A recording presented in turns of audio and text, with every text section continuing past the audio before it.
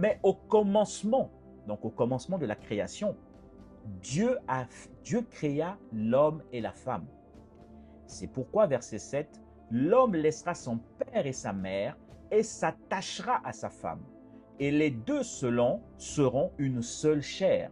Ainsi, ils ne seront plus deux, mais une seule chair. Que l'homme donc ne sépare ce que Dieu a uni. Au commencement, il les a joints. Donc, en les joignant, en les unissant, il a dit donc que personne ne les sépare.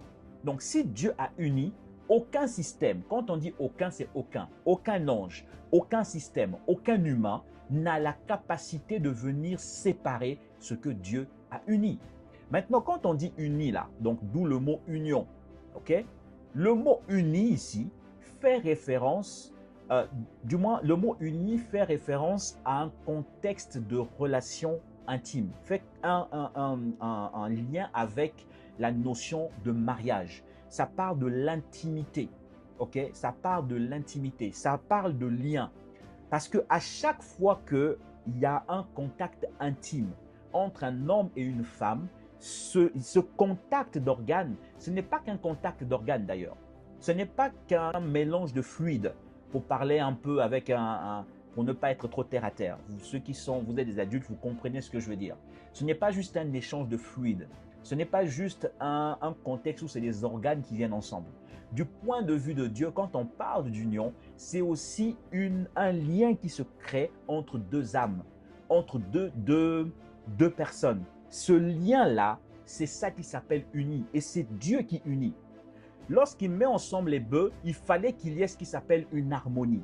Parce qu'il ne pouvait pas mettre un bœuf avec un âne. Il ne pouvait pas mettre un bœuf avec un cheval. Parce que les deux n'ont pas la même nature, n'ont pas la même force, n'ont pas la même dynamique, n'ont pas le même engagement dans le service. Donc, il ne pouvait pas mettre un bœuf avec un pigeon ou un bœuf avec si on prend un bœuf, il fallait que l'autre en face ce soit aussi un bœuf. On ne pouvait pas mettre un âne, on ne pouvait pas mettre un cheval, on ne pouvait pas mettre je sais pas, mettez les animaux que vous voulez qui appartiennent à la basse-cour. On ne pouvait pas.